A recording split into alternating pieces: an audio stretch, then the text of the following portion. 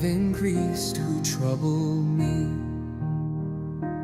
Many are they who rise up against me. Many are they who say of me.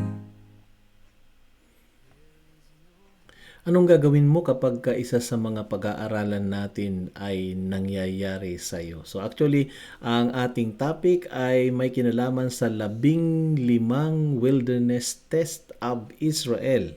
And the question is why God tested His people. So sa 15 na ito, paano kung isa, dalawa o lima ay nangyayari sa iyo sa mga sandaling ito?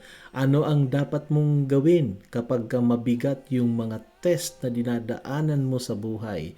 At ano yung biblical na approach? At ano yung hindi biblical na kung saan ay human reaction na nangyayari kapag dumaraan ang isang tao sa sinasabi na mga test. So dahil dyan ay malalaman natin kung alin dito sa 15 na ito ang nangyayari sa ating buhay. At at the end ay magkakaroon tayo ng mga advice at mga steps na kung saan ay makakatulong. And along the way, matututunan din natin yung mga dapat nating isagawa kapag dumating sa ating mga buhay o nangyayari sa ating mga buhay sa kasalukuyan ang mga pagsubok na ito. So tandaan natin yung word na test ay pagsusulit o sa salitang isa pa o sa isang word na Tagalog ay yung pagsubok.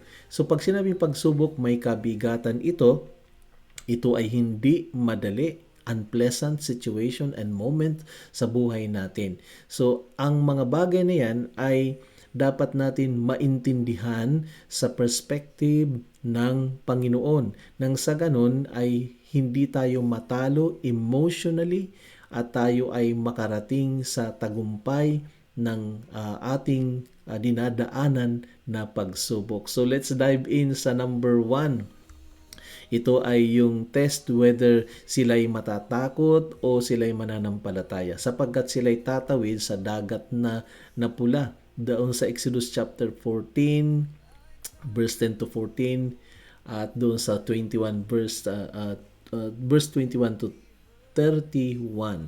So doon ay hindi madali yung ikaw ay ilagay sa isang lugar at sabihin, sige gawin mo ito, tumawid ka and so on and so forth, and then pinagaharian ka ng takot, and then at the same time ikaw pala ay tina-challenge na manampalataya. So itong pagsubok na ito ay ilang beses na itong nangyari sa iyo na lagi kang nalalagay sa takot, pero ang kailangan mo ay manampalataya sa ating Panginoon. So iyan ay isa sa mga mabigat na pagsubok. And number 2 ay ito yung pagsubok na kung saan dumating sa bayan ng Diyos na sila'y na humihingi ng tubig, pero ibig sabihin kailangan ng tubig, kaya lang ito ay mapait, better, at yung place ay Mara, at ito ay testing kung sila'y maniniwala sa provision ng Lord, supply ng Lord.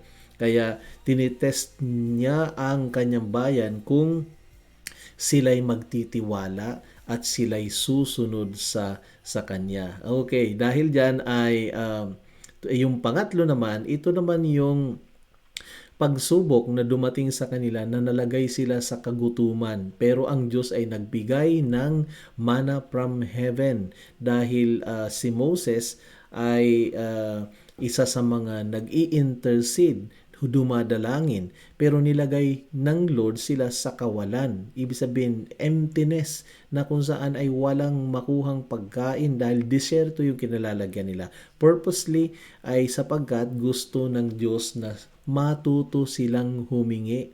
Okay, matuto silang humingi.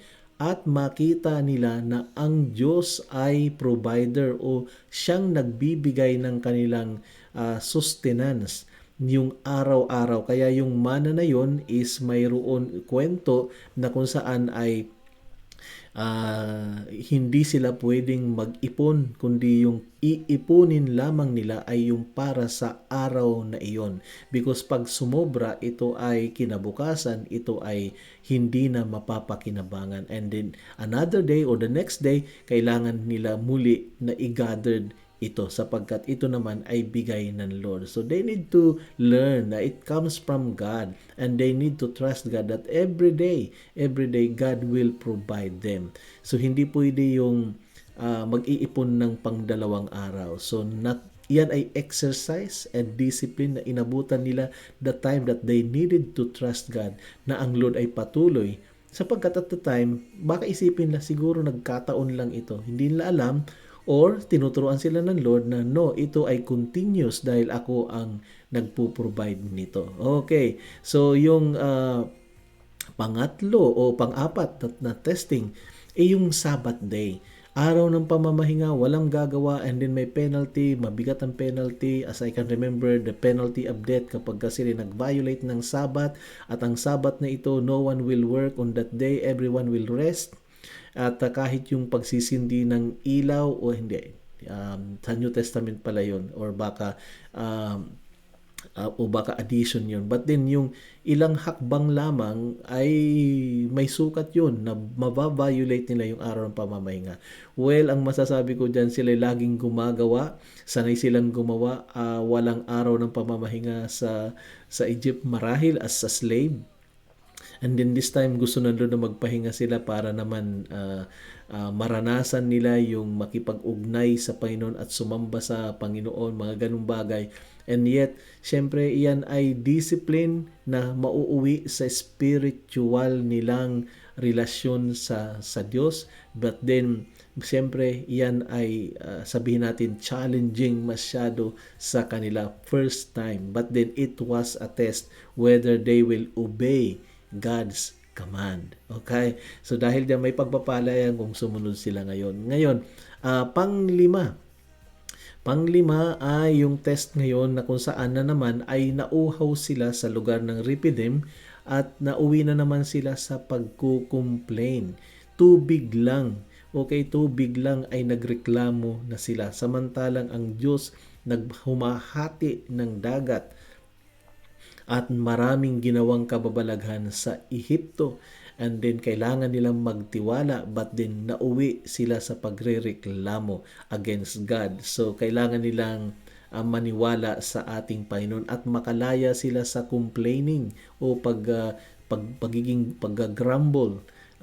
Lagi silang kumbaga mali yung kanilang approach ng paghingi. Sila'y nagrereklamo. Alright, so yan ang panglima. At ang pang-anim ay may digmaan, war between them and the Amalek. At sila'y kailangan magkaroon ng tiwala. Yung dependency nila ay dapat sa Diyos at tinuturuan sila because at the time, si Moses ay nananalangin at nakataas ang kamay, meaning nagpipray sa Diyos. At nananalo sila pag binababa, natatalo, indicating na they needed to really believe in God's victory na ibibigay sa kanila. So it was God who give them or who will give them victory over that tremendous sabihin natin na challenge at ito yung digmaan. Okay? So yan ay nalagay sila dyan because yung kaaway gusto ng Diyos na yung tagumpay laban sa kaaway ay nagmumula sa ating Panginoon. So nakaka-relate na ba kayo sa number 6 na ito? Kayo ba'y mayroong kaaway, katunggali na dapat mapagtagumpayan? So okay, so hindi natin gagawin yung ancient na pamamaraan ng pagtatagumpay. But then there is a way in our time na tayo ay magtatagumpay laban sa ating mga enemy and it is the doing of our God. Number 7, ito yung test at Mount Sinai, yung pagiging faithful nila sa Diyos at wala ng iba. So worship the Lord, yung pagbibigay dito ng Ten Commandments, no other God before me. So ito ay paglalagay na ng constitution upang sila'y mapabuti, para sila ay hindi na sumamba sa ibang Diyos o Diyos-Diyusan, kundi sa Diyos na lamang at nag-iisang Diyos. So ito ay pagsubok din sa kanila, isa sa mga testing na kung sila ba ay mananatiling tapat sa Diyos o mananatiling tapat doon sa kanilang mga idols. Okay, number 8, yung testing na kung saan sila ay nag-complain na naman sa place na yon. At yan ay number 8 ngayon na pagsubok na inalaw ng Lord sa kanila. At dahil dyan sa pagkakataon na yan, ang Diyos ay nagalit sa repeated nilang pagko-complain. At dahil dyan ay sila ay nakita nila na ang Lord ay nagkaroon ng yung sinasabing God's anger burned against them. So dahil sa repeated nilang pagko-complain. Number 9, yung craving ng meat. So puro na lang mana. Wala bang steak, wala bang barbecue. So diyan ay syempre gustong patunayan ng Diyos na siya ang pinanggagalingan ng provision. Kaya itong idea na hindi niya isinupply because ang Lord gusto niya na humingi ang kanyang bayan, manalangin at magtiwala na ang Diyos ang kanilang supply. Okay, so number 10, ito ay pagsubok na kung saan involved si Miriam and Aaron, na kung saan ay naparusahan sila at yung leprosy, namuti sila sa leprosy until such time na nag-intervene si Moses. So anong test ito? Sapagkat itong dalawang ito ay gusto nilang questionin yung leadership ni Moses. Marahil ay mas marunong sila, mayroon silang idea, kaya lang yung kanilang reaction, pananalita ay nagpapakita na kung saan ay kanilang dinidisrespect at nagmamarunong sila at nag-a-assume sila na sila yung leader, sila yung masunod, sila yung tama. When in fact, hindi sila nasa tamang kalagayan. Kaya ang tawag dyan ay know your place. Maaring mas magaling ka pero hindi ikaw ang nakalagay doon sa position na yon. So kung yun ang challenge minsan, dahil nararaan sa ating buhay, ganun din, mapagreklamo tayo kapag alam nating mas magaling tayo, mas mahusay tayo, at mas lamang tayo. And then dahil doon ay ang simple lang naman, ingatan natin ang ating mga reaksyon na hindi tayo magkaroon ng rebellious spirit, maliit man o malaki, sa ating mga puso. So dahil doon ay hindi tayo tatawid sa bagay na yan, and sabi nga, ipahintulot natin o ipagkatiwala natin yan sa ating Panginoon. So number 11, ito na naman yung portion na kung saan ay sa testing ito sa place ng Kadesh Barnea, yung pagkakaroon ng faith or unbelief. Sapagkat ito yung portion na kung saan ay mayroon 12 spy. Dalawa dito ay si Caleb and Joshua. Nag-report ngayon sila pabalik. And then, nagdala pa sila ng patunay na ang place is a place of flowing of milk and honey.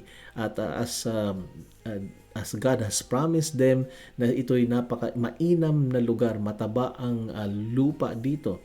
At ito ang sabi nung dalawa, I'm paraphrasing, na kung matutuwa at magagalak sa atin si Yahweh, if God will favor us, God will give it, God will hand over to us this land or give it to us, and only na tayo magtiwala sa Kanya. But then yung 10 ay nagkaroon sila ng maling report o hindi, or negative report, na sabi, we look like grasshopper to them, and so sabi ng ganyan, ganun nga ang tingin namin.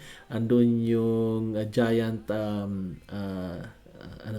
giant na lahi ni Anak, at 45 yung kanilang city, marami silang army, and so on and so forth, and then diniscourage nila yung mga tao, pero si Joshua pinaglaban nila na no, wag tayo mawala ng pag-asa, at sasamahan tayo ng Diyos. Ngayon, ang clamor ngayon ay, mukhang dadalhin kami sa kamatayan at mamamatay kami pagka ating tinuloy yung plano ng dalawang ito. And dahil doon naggalit sila kay Joshua at akma nilang babatuhin, including Moses, at dahil doon nag-intervene ang Lord, nagalit ang Lord, and ang nangyari ay naparusahan sila na kung saan ang sabi ng Diyos, mula ngayon, ang tatawid na lamang doon sa lupang pangako si Joshua at Caleb. So yung 21 pataas ay maiiwan dito sa disyerto, at dahil doon ay sila ay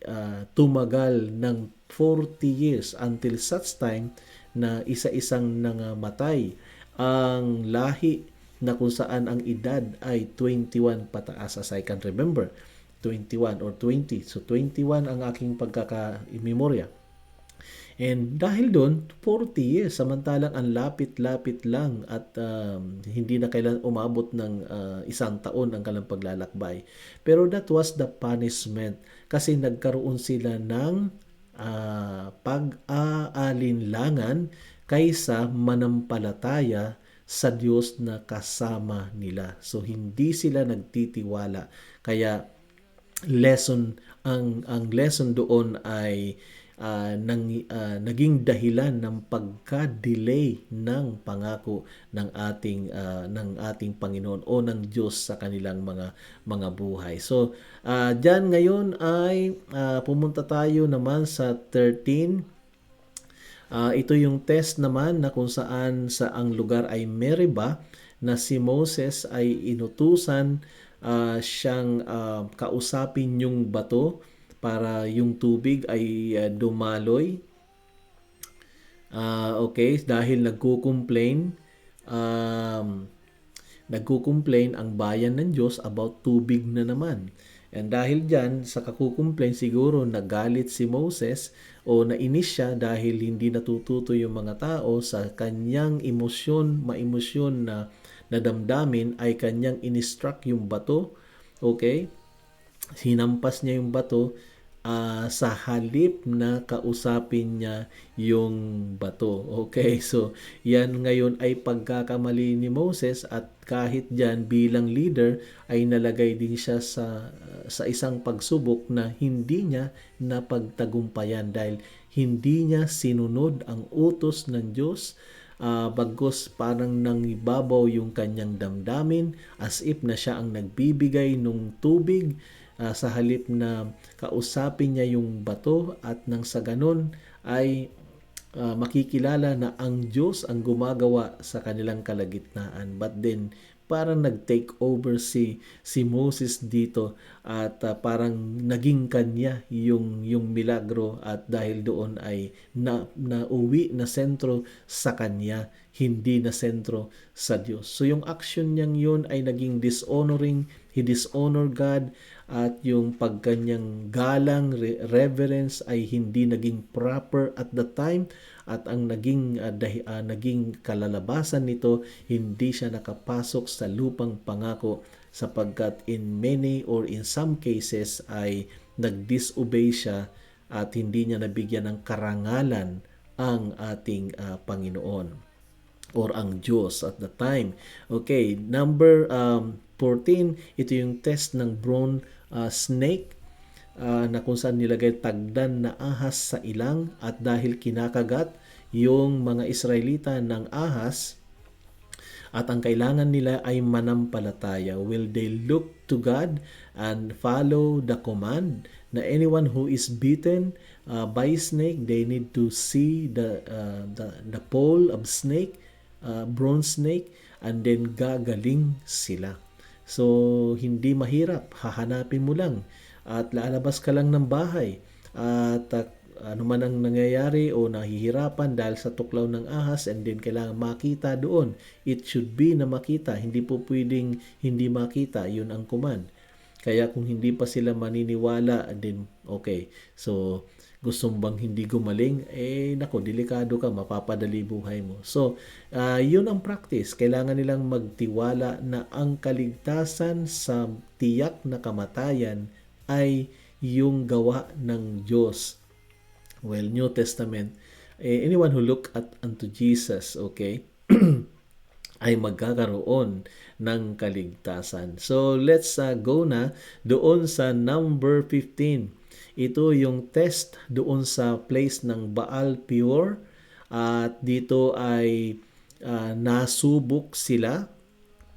At ang pagsubok na hindi nila pagtagumpayan ay yung utos na hindi sila dapat na makipag-enter marry or married sa ibang lahi. But then ang ginawa nila ay they succumbed to the temptation and fell into, sabi ng Bible, into that sexual immorality and idolatry with the Moabite women. So dahil doon ay compromise yung kanilang spirituality, apektado yung kanilang obedience, na violate nila yung utos, at dahil doon ay nag-signal sila na kung ito'y magpapatuloy, it means na magiging signal ito na pwede naman pala. So ang mangyayari ngayon, matetempt sila mag-intermarry sa iba, and then makakapasok yung maling pagsamba, mga pagsamba sa Diyos-Diyusan na pilit, o sabihin natin, yes, pilit na inaalis ng Diyos sa kanila, para makalaya sila. And yet, ito ngayon ay maraming magiging pagkakataon na sila ay magkakaroon nitong mga relics or items na ito na kung saan ay bahagi ng pagsamba sa mga Diyos-Diyusan. So it means to say na ang mga places na yon ay puno ito ng iba't ibang uri ng pagsamba, while ang Israel ay tinuturuan na sumamba sa iisa at tunay na Diyos. So dapat makalaya sila sa pagsamba sa mga Diyos-Diyusan, kasi ito yung malakas na mga nangyayari sa paligid ng mga bansa. So paganism and worshiping of idols. So do not intermarry with them, nang sa ganun hindi nila ma-absorb yung other culture na kung saan ay ayaw ng Diyos. Alright. Yan ngayon yung 15 na mga pagsubok. Alright. So, kayo ba ay nakaka-relate doon? Kayo ba ay may pagsubok sa area na kung saan kailangan kayong magtiwala rather than fear, at yung pagtitiwala sa provision ng Lord sa gitna ng kawalan, na ang Diyos ang nagpo-provide, issue ng pagtingala at paggalang sa mga nasa leadership, okay, and authority. Okay ba kayo sa area na yan? Kayo ba'y nandoon sa pag-obey or disobey sa command ng Lord sa inyong mga buhay until now? So marami yan, di ba? Pag sinabing kalooban ni Lord o hindi kalooban ni Lord, we need to know na kailangan ay makalaya tayo sa mga testing, pagsubok na yan na kung saan inaalaw ng Lord na daanan natin. So tayo ba ay nandoon sa area na nagtitiwala tayo sa ating kakayanan o sa tao, o tayo ay mayroon dependence sa Lord o nakadepende tayo sa Diyos sa kanyang provision? And also, yung idea na dapat isa lang ang Lord. Nag-iisang Diyos lamang at wala ng karagdagan. Isa lang siya. Sinasabing God alone. Okay? At dahil dyan ay atin din pong dinaanan yung sinasabing craving ng meat nila, na ibig sabihin nito na may mga desire tayo na kuminsan umaalipin sa atin at kailangan makalaya tayo, at yung mga pagsubok na inaalaw ng Lord ay it is because na gusto niyang lumaya tayo. Okay, so faith and unbelief, yung pride and authority na sinasabi, and honoring God properly, at yung looking God for healing, and yung moral and spiritual compromise. Kung itong mga ito ay nagiging experience natin sa pagkakataon na ito, let's go now doon sa pinaka purpose and or main purpose, and then makarelate tayo sa purpose noon, and then masasabi natin na sa atin ding panahon ngayon ay ito rin yung purpose kung bakit tayo may mga testing, bakit tayo may mga pagsubok sa ating mga buhay. And then at that time, ay sinabi rin ng Biblia, ng Diyos sa kanila, na ang reason kung bakit, sapagkat gusto ng Diyos na sila'y magkaroon ng pagpapakumbaba, to humble them. Pangalawa, to test their hearts, para sila'y masubok yung puso nila, because at first, yes, they believe, they will follow, they will, mga ganyan sa umpisa. Pagdating kalagitnaan, wala na. So, kailangan masubok ang puso nila kung sila ba'y susunod o hindi, o sino ba ang kanilang magiging Diyos. Yung kasunod ay yung sila'y magkaroon, maturuan sila ng obedience. So, yung mga series of testing na yun, na i-sinubject sila sa mga places na yon ng kagutuman, ng danger, like yung bite ng snake. Ang lahat ng iyon ay ang gustong ma-achieve ng Lord ay maturuan sila ng pagsunod sa kalooban ng Diyos. So next is to show that man does not live by bread alone but by every word. So inulit ito ng ating Panginoon sa New Testament, that man shall not live on bread alone but by every word that proceeded out of the mouth of God. And it is because na it is true during that time na ang totoo nun, may temptation na sila'y mag-workout para sa kanilang provision o pangangailangan, and yet ang totoo, ang lahat ng provision na ito'y galing kay Lord, at ito'y makukuha nila kung sila ay magkakaroon ng relasyon, at magkakaroon sila ng relasyon sa Lord kung kanilang aaralin, tatanggapin ang mga command o salita ng ating Panginoon. And because of that, hindi sila pababayaan ng Diyos. So likewise in our time, ganun din.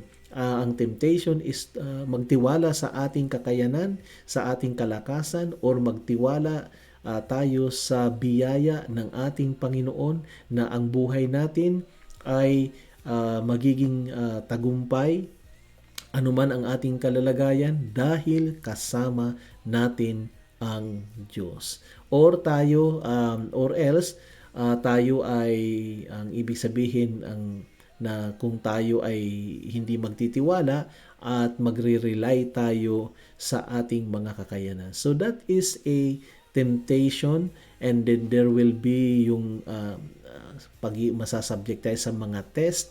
I think ang buhay nating ito ay puno ng pagsubok, pero ang rason ay dapat nating malaman na ito pala ay para tayo ay i-humble, tayo ay mauwi tayo sa pagtitiwala sa ating Panginoon.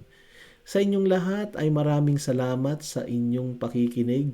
Nawa sa anuman ang pagsubok na dinadaanan niyo sa buhay, huwag niyong kalilimutan na may layunin ang ating Panginoon, layunin na mataas, para tayo ay lalong mapalapit sa Kanya at makilala natin Siya ng lubusan. God bless you.